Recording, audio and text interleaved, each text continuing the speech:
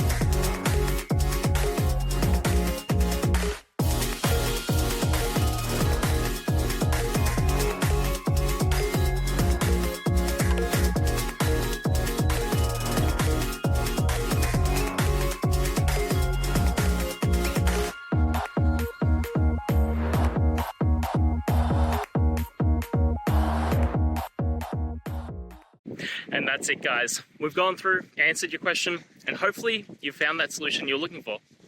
Guys, if you did, please hit subscribe. I'd really appreciate it. And until next time, you need technical help, I'll see ya. Have a good one.